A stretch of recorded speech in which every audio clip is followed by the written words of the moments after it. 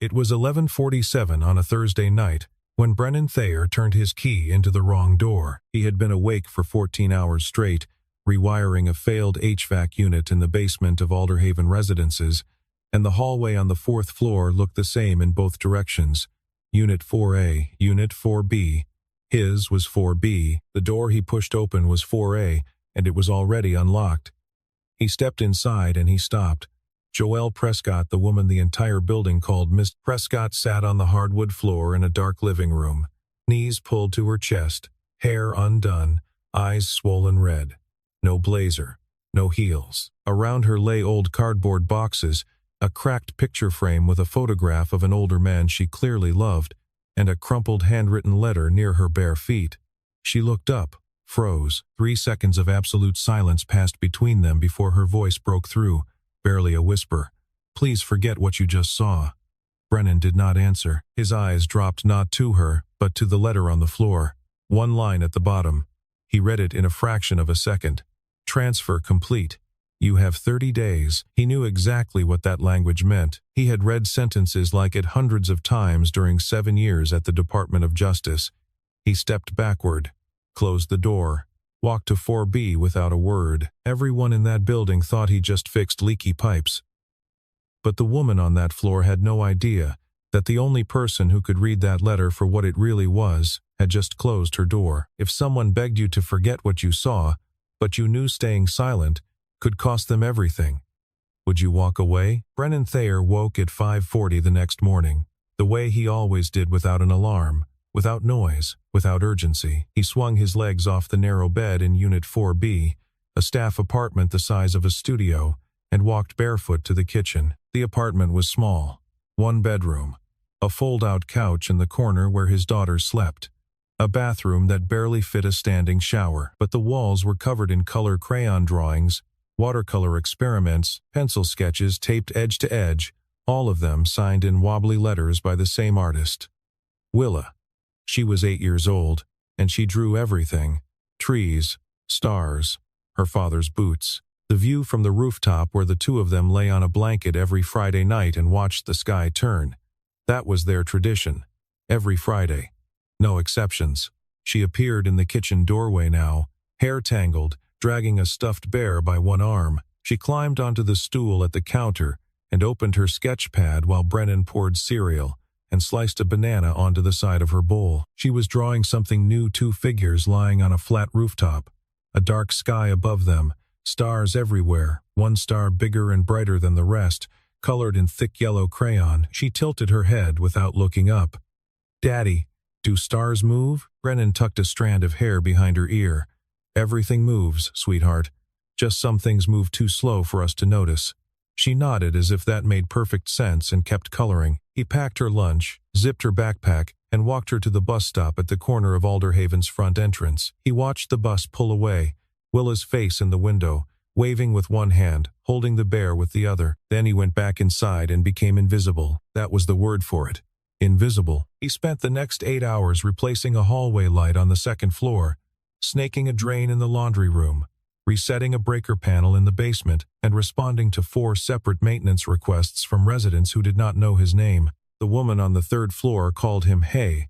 The man on the 5th floor pointed a finger at his face and said, "The faucet in the guest bath today, not tomorrow."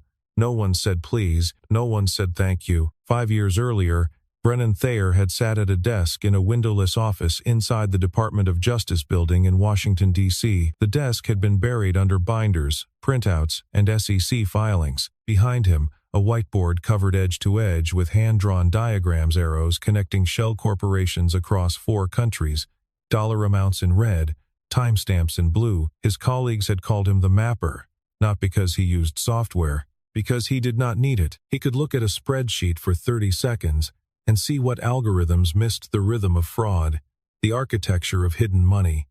In 7 years, he had helped dismantle 3 major laundering networks. The last one, Kellerson Pacific, recovered $220 million. On his final day, he had placed his DOJ badge on his supervisor's desk and said 5 words, "My daughter needs a father." He had not touched a financial document since. Now he stood in the basement of a luxury apartment building, staring at an HVAC control panel, and his mind was somewhere else entirely. The letter on Joel Prescott's floor. Transfer complete. You have 30 days. He recognized the syntax ultimatum language, the kind that accompanied coercion or asset seizure, not personal, financial. Someone was threatening her, and the threat had a deadline. He closed the panel, wiped his hands on a rag, and told himself the same thing he had told himself every day for 5 years. Not my problem. I just fix pipes. On his way to the elevator, he passed Unit 4A. The door was shut, but under the gap at the bottom, light still glowed. Joel Prescott had not slept, and on the hallway floor, just outside her threshold, lay a shard of broken picture framed the photograph of the older man, cracked clean down the middle. Someone had thrown it from inside. The next morning, Joel Prescott walked into the boardroom of Prescott Dynamics as if nothing had happened. The company occupied 4 floors of a glass and steel tower in downtown Richmond, and its name was etched into the lobby wall in brushed aluminum letters. Her father had founded it 26 years ago, a clean energy engineering firm that had grown from a 3-person office into a $200 million enterprise. He had died 3 years ago. Heart attack, desk chair, alone. The company passed to Joelle, and so did every enemy her father never knew he had. She entered the quarterly board meeting in a black blazer and heels, her face composed, her posture flawless. No one could see the bruise on her palm, the one she had earned the night before, punching the hardwood floor of her own living room. 7 board members sat around the conference table. At the far end, Trent Morrissey stood beside a projection screen, pointer in hand, smiling. Trent was 44, broad-shouldered, silver-templed, immaculately groomed. He had been the company's chief financial officer for 11 years and the most trusted man in the building. Joel's father had treated him like a brother. The board treated him like a saint. He presented the quarterly numbers with the ease of a man who had rehearsed the performance 100 times. Revenue up, expenses down, margins improving, outlook strong. Every slide was clean. Every answer was polished. The board members nodded. One of them said, "Outstanding work, Trent." Joelle sat across from him, silent, her pen pressed so hard against her notepad that the tip bent. She knew the numbers were wrong. For 3 months, she had been tracking an anomaly in the company's cash flow, $14 million routed through consulting fees that no one could explain. Payments to firms she had never heard of, authorized by a signature she could not trace. The boxes in her apartment, the ones Brennan had seen, contained financial records from her father's era, documents she had been comparing line by line to current filings, searching for the moment the money started disappearing. The letter was from a law firm she did not recognize, referencing a transfer of contested assets and a 30-day compliance window. She did not fully understand what it meant. She was not a financial analyst, but her instinct screamed that someone inside this company was stealing it from the inside out. After the meeting, Trent paused at the door and turned to her. His voice was warm, almost paternal. "You look exhausted, Joelle. Maybe take a step back, let the finance team handle the heavy lifting." It sounded like concern. It was a cage. She said nothing, and he walked away. That evening, she returned to Alderhaven. The elevator doors opened on the 4th floor, and Brennan was standing in the hallway, replacing a light fixture above Unit 4C. Their eyes met. Joelle pulled her gaze away, stepped out, and shut the door of 4A behind her without a word. She did not know that Brennan had stood in that hallway for 3 full seconds after the door closed, looking at the light still bleeding under her threshold. The following Saturday, Trent Morrissey hosted a charity gala on the rooftop lounge of Alderhaven Residences. It was his idea, a donor event for the Prescott Foundation, attended by board members, investors, and Richmond's wealthiest families. Jazz quartet, champagne, catered hors d'oeuvre on white linen, the kind of evening designed to remind everyone in the room that Trent Morrissey was not just a CFO, he was the heartbeat of the company.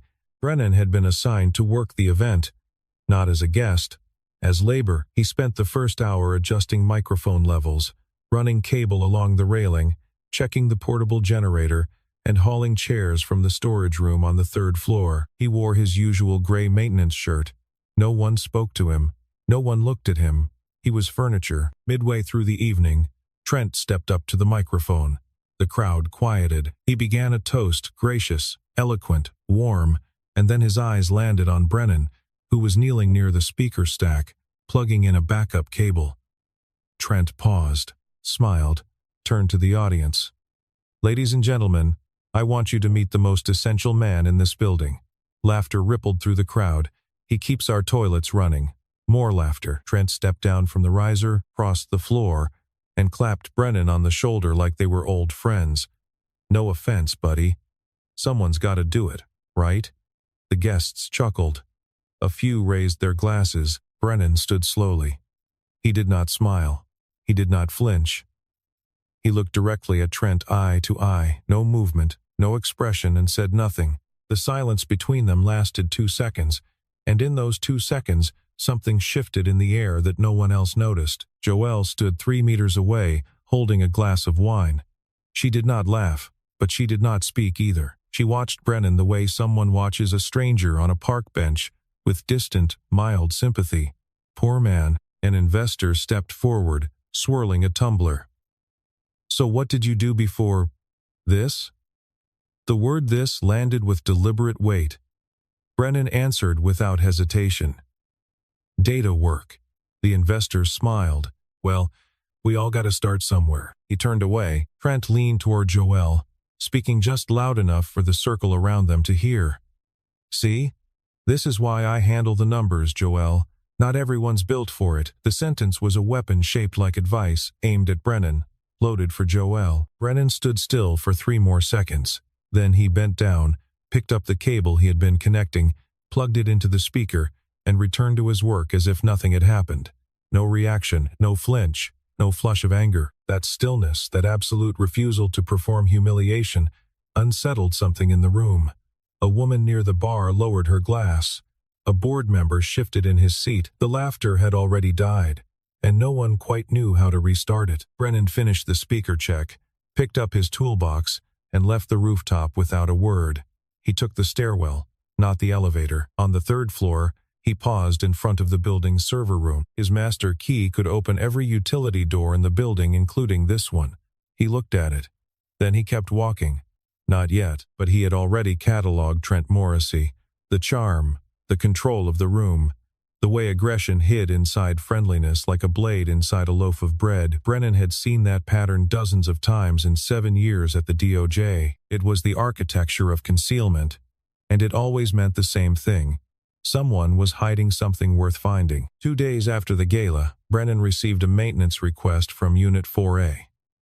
The Wi-Fi router was malfunctioning. He took the elevator up with his toolkit, knocked, and waited. Joelle opened the door in a gray sweater. No makeup, hair tied back. Her expression was cold. "Fix the router and leave." He nodded and stepped inside. The living room had been cleaned, no boxes, no broken frames, but the dining table was stacked with documents, partially concealed by a linen cloth draped across the surface. One corner of a printed spreadsheet peeked out from beneath the fabric. Brennan knelt by the router near the wall, reset the firmware, tested the signal, and stood. On his way to the door, he passed the table, his eyes trained over 7 years to scan numbers the way a hawk scans open ground, caught 2 seconds of the exposed spreadsheet. Columns of outbound transfers, micro amounts structured just below standard audit thresholds, a routing pattern he recognized immediately, designed not to move money, but to hide the fact that money was being moved. Joelle noticed him glance and yanked the cloth over the page. He said nothing. He walked to the door, placed his hand on the knob, and stopped. His back was to her. "The transfers on your table, they're not going through one shell company." His voice was low, steady, almost indifferent. "There are at least 3 layers. The first one's registered in Delaware. If you're only checking 2, you'll never find where the money exits." The room went silent. Joelle stared at the back of his head. "What did you just say?" Brennan opened the door. "Your router's fixed." He stepped into the hallway and pulled the door shut behind him. Joelle stood alone in the penthouse for a long time. Then she walked to the table, pulled the cloth away, and opened her laptop. She ran the search he had described, and for the first time in 3 months, she found the 3rd layer, a shell company registered in Wilmington, Delaware. It existed.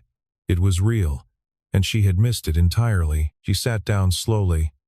The man who fixed her router had just done in 5 seconds what her entire finance team had failed to do in 90 days. She picked up the phone and called Greta Hollis, her head of engineering, the only person left in the company she trusted without reservation. "Greta, I need you to find out everything about the building, superintendent in my building. Everything." Greta ran the search that night. Public records came back clean.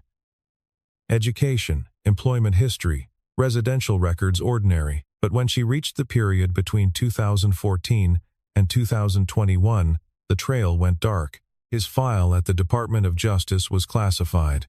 All she found was a single line in a federal personnel index, a fragment that should have been redacted but was not. Asset retired, case handler redacted. Greta stared at her screen. Brennan Thayer was not just a data analyst who quit.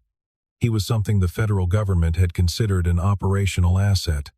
And no one at Alderhaven Residences had the faintest idea. 1 week later, Prescott Dynamics detonated. Internal documents leaked to financial media, carefully curated, selectively damaging.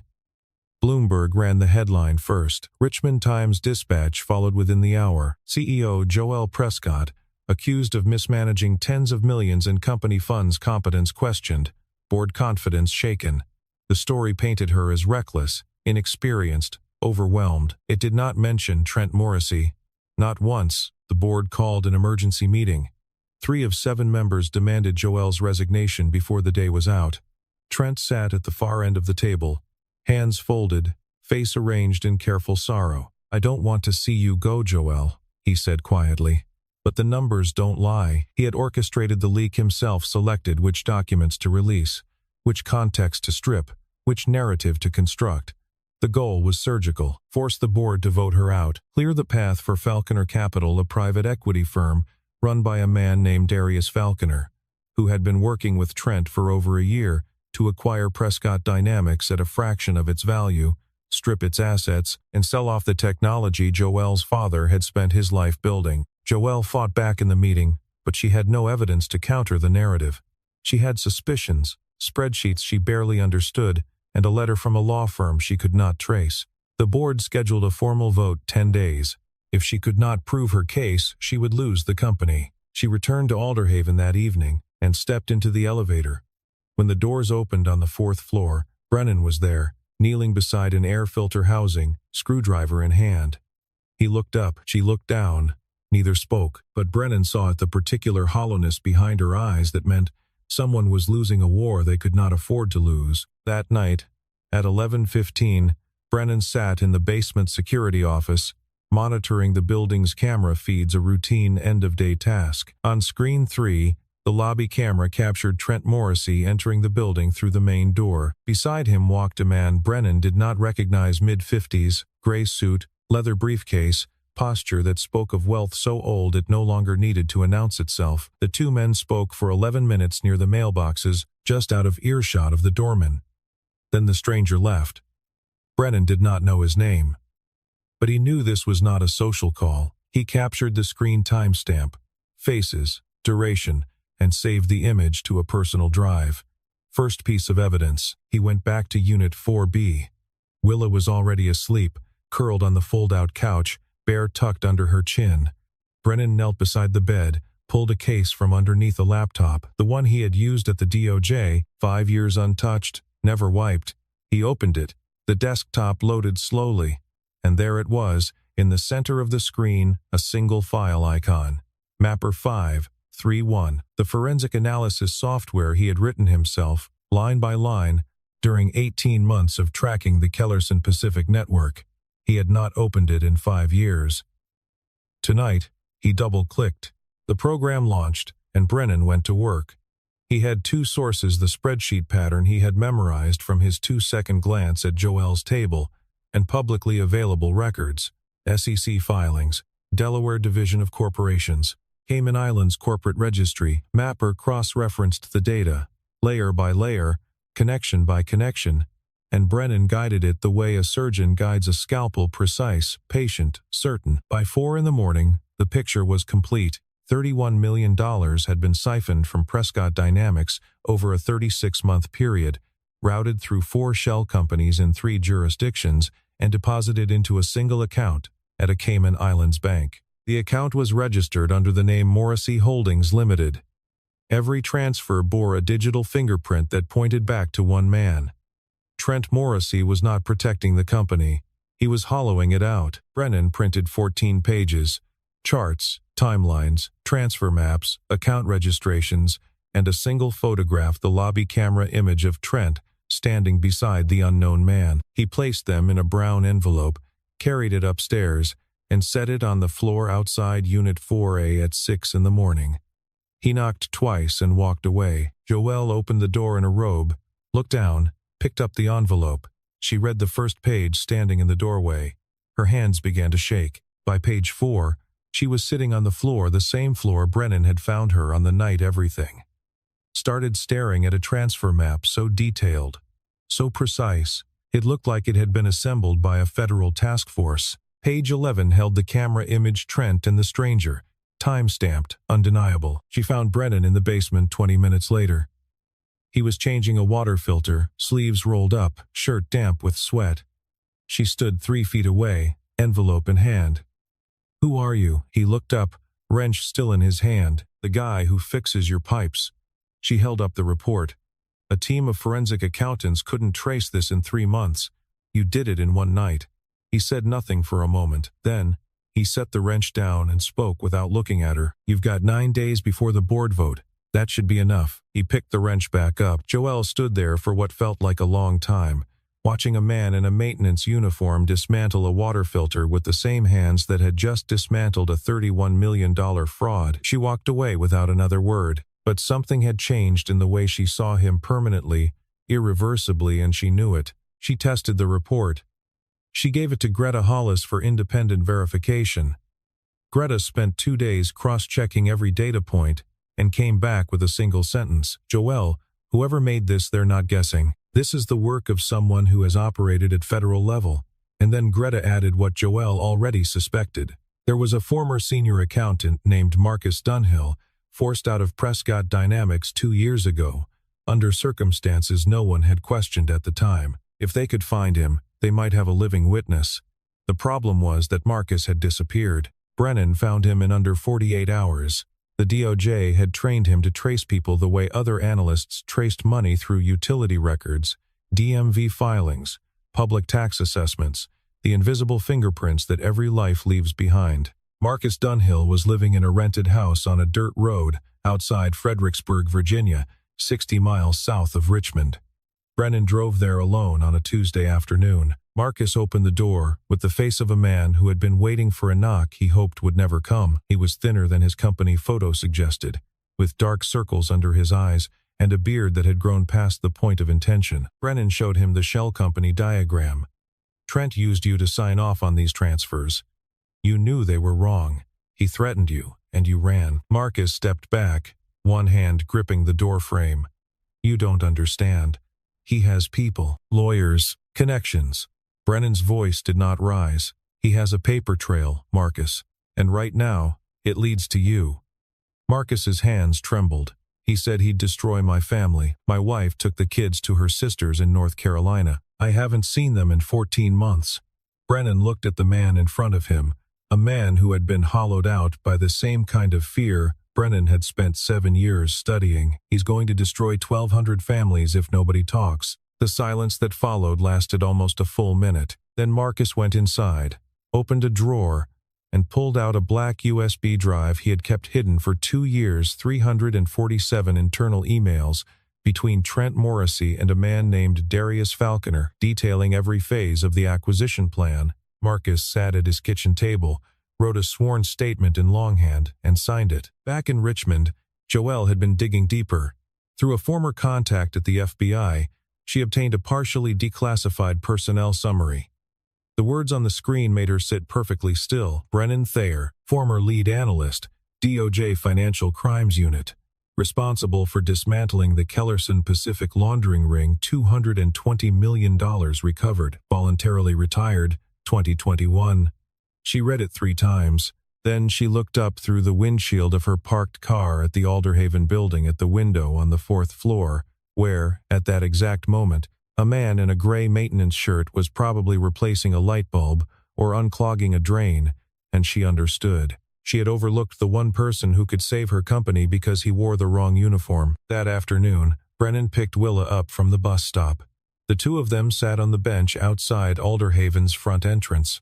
Willa cross-legged with her sketch pad, drawing with quiet concentration. Joelle walked past on her way inside. Willa looked up, smiled, and waved. "Hi, do you want to see my drawing?" She held it up. Two figures on a rooftop, a dark sky overhead.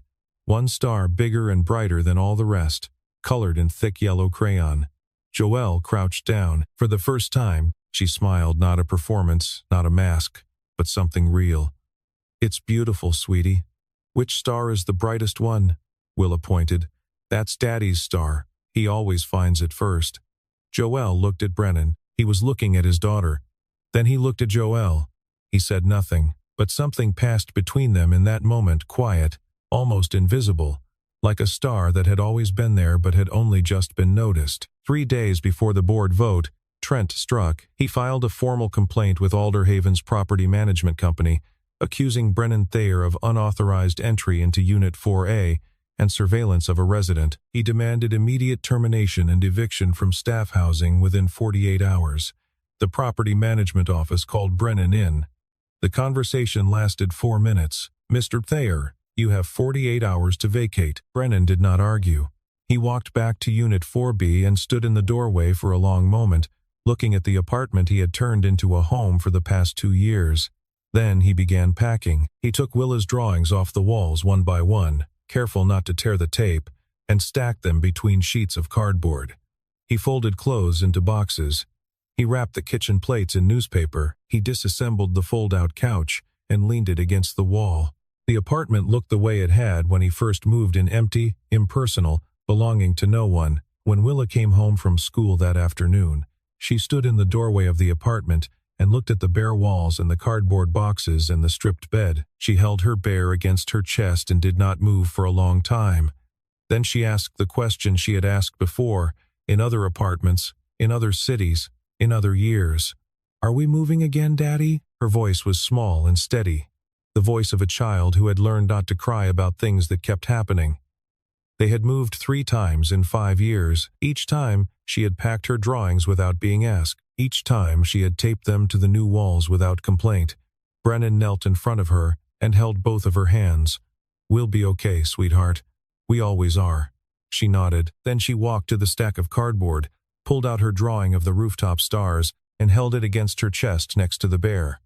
She was not going to let that one get packed. Joelle learned about the eviction that evening. She found Brennan in the 4th-floor hallway, carrying a box of tools toward the service elevator. "Trent did this," she said. "He's trying to remove you because you're the only person who can prove what he's doing." Brennan set the box down. "I know." A pause. "But I've got a kid, Joelle. I don't get to play hero." She looked at him. Not at the analyst, not at the maintenance worker, but at the father standing in front of her holding a cardboard box and choosing his daughter over everything else. "Then let me fight," she said. "Give me what you have. All of it." He studied her face for a long time.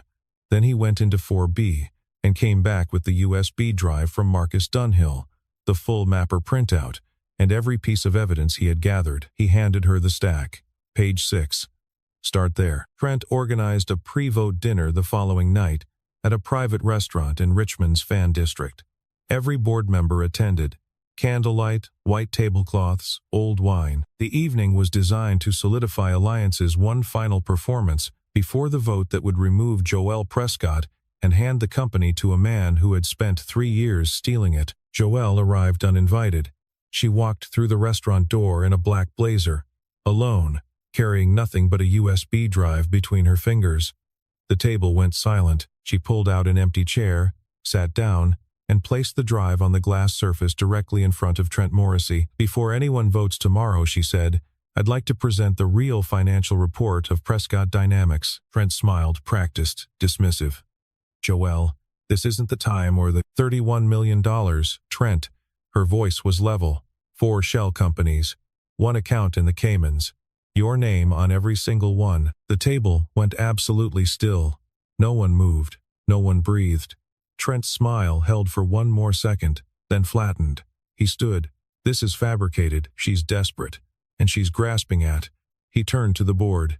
You know me. 20 years I've served this company. Her father trusted me. And now she brings fairy tales from who? A janitor? The restaurant door opened. A man stepped inside mid-40s, thin, pale, wearing a coat that did not quite fit him. Marcus Dunhill. Behind him, Greta Hollis, carrying a stack of notarized documents under one arm. Trent saw Marcus and the smile died entirely. Not faded. Died. The way a light goes out when the wire is cut. Marcus sat down across from Trent and read his statement aloud. He described how Trent had coerced him into approving fraudulent transfers, how he had been threatened with criminal liability if he refused, how he had spent 2 years in hiding, separated from his family, terrified of retaliation. The USB drive was projected onto a laptop screen. 347 emails between Trent Morrissey and Darius Falconer, outlining the full scope of the takeover plan. Acquisition timeline. Target price. A list of Prescott Dynamics assets to be liquidated within 90 days of transfer. Greta presented the technical evidence next. She had documented how Trent had deliberately delayed 3 critical R&D projects over the past 18 months, starving them of resources, reassigning engineers, killing timelines, all to deflate the company's valuation and make Falconer's buyout cheaper. Estimated damage to enterprise value, $47 million. The board members read the documents. One by one, their faces changed. A man at the end of the table looked up from the printout. Is any of this true, Trent? Trent stood. His voice was still smooth, still controlled, but the edges were beginning to fray. This is a setup. That maintenance man in her building, he's behind this. He broke into our systems. He fabricated. Joelle cut him off. Her voice was calm. Absolutely calm. His name is Brennan Thayer, former lead analyst at the Department of Justice, Financial Crimes Unit. He dismantled a $220 million laundering network, the Kellerson Pacific case. Voluntarily retired to raise his daughter alone. She paused, let the silence fill the room. Then she looked directly into Trent's eyes. He found your entire trail in one night, what you spent 3 years trying to bury. Trent opened his mouth to respond, but Joelle was not finished. She lowered her voice not for drama, but because what she was about to say did not need volume. You told everyone he fixes toilets, but he's the reason your empire has a leak you can't plug. No one spoke. The silence was total, the kind of silence that does not break on its own, the kind that has to be shattered by something external, because everyone in the room has lost the ability to form words. Trent looked from face to face around the table. Not a single pair of eyes met his. Not one. Joelle turned her laptop toward the table and projected the full mapper analysis onto the wall screen. 4 layers of shell companies, timestamps, routing numbers, the Cayman Islands account, registered under Morrissey Holdings Limited. Beside it, the lobby camera image from Alderhaven Residences. Trent Morrissey, standing next to Darius Falconer, 10:47 p.m. Date stamped, faces clear. Trent moved toward the door. It opened before he reached it. 2 attorneys representing Prescott Dynamics stood in the hallway, holding a subpoena from the Securities and Exchange Commission. Behind them, 2 FBI agents waited in the corridor. The board voted at the table, 7-0. Joelle Prescott remained CEO. Trent Morrissey was terminated immediately. All assets connected to Morrissey Holdings Limited were frozen pending federal investigation. Darius Falconer received SEC notification before midnight. The 1,200 employees of Prescott Dynamics would report to work the next morning with no idea how close they had come to losing everything: their jobs, their benefits, the futures they had planned around a company they believed in. Trent was escorted out of the restaurant without speaking. He did not look at Joelle. He did not look at Marcus. He walked between the 2 FBI agents with his chin raised and his jaw locked, and the last thing he saw before the door closed behind him was the mapper diagram still glowing on the wall screen. His entire empire of fraud, disassembled and displayed in 14 pages, by a man who earned less in a year than Trent spent on suits. In the bottom right corner of the last page, written in pencil and small, steady handwriting, were 5 words: "You're not alone. B." She folded the envelope and slipped it into the inside pocket of her blazer. 2 weeks later, Richmond settled into October. The leaves along Grace Street turned copper and gold, and the air through the open windows of Alderhaven residences carried the first real chill of autumn. Brennan was not evicted. Joelle had acquired the building's management contract through a personal investment entity and voided the termination order on her first day of control. She did not tell him in advance. He found out when the property manager knocked on 4B the next morning and said simply, "Disregard the notice, Mr. Thayer." "You're staying." Brennan stared at the man for a moment, then nodded and closed the door. That afternoon, Willa taped her drawings back on the walls, every single one, in exactly the same places. A week later, Joelle offered Brennan a position at Prescott Dynamics Director of Financial Integrity. Private office, team of 8, a salary 20 times what he earned fixing pipes. He declined. They were standing in the hallway between 4A and 4B when she made the offer, and when he said no, she asked why. "I fix things, Joelle. That's what I do." She studied him. "You could fix things at a much bigger scale." Brennan looked past her, through the small hallway window, to the bench outside the building where Willa sat in the afternoon light with her sketch pad open, drawing something he could not see from this distance. "I already am," he said. Joelle understood then. He was not hiding from the world he had left. He had found something the world could not offer him, a life measured not in cases closed or dollars recovered, but in Friday nights on the roof with his daughter, or in cereal bowls and school buses and drawings taped to bare walls. He had chosen this, not because he was less than what he had been, but because he had decided what mattered more. She did one more thing. She established a scholarship fund in her father's name for the children of Prescott Dynamics employees. Willa Thayer was the first recipient. She did not tell Brennan. He found out through a letter from Willa's school, and when he finished reading it, he looked at the door of 4A and nodded once, slowly, to no one. On a Friday night in the middle of October, Brennan and Willa climbed the stairs to the rooftop of Alderhaven, the way they always did. Willa spread the blanket. Brennan lay down beside her. The sky above Richmond was clear, not perfectly clear, not country dark, but clear enough to see the stars that mattered. Willa pointed upward, tracing invisible lines between the lights. "That one's the brightest," she said. "You always find it first." The rooftop door opened. Joelle stepped through, carrying a paper bag, 2 cups of hot tea, and a small box of cookies. She did not say anything. She walked to the edge of the blanket and sat down beside Brennan, close enough that the sleeve of her coat nearly touched his arm. Nearly. Not quite. Willa rolled toward her, grabbed her hand, and pulled her down. "Look. That one right there." The 3 of them lay on the blanket in the October wind, looking up. No one spoke. Willa yawned, hurled between them, tucked the bear under her chin, and closed her eyes. The city hummed below. The stars held their positions above. And somewhere between the two, on the roof of a building where no one had ever thought to look, 3 people lay still, not because they had run out of words, but because, for once, none were needed. Neither of them had been looking for anything behind that door, but some doors, once opened, refused to close, and the person standing on the other side turns out to be exactly the one you didn't know you needed.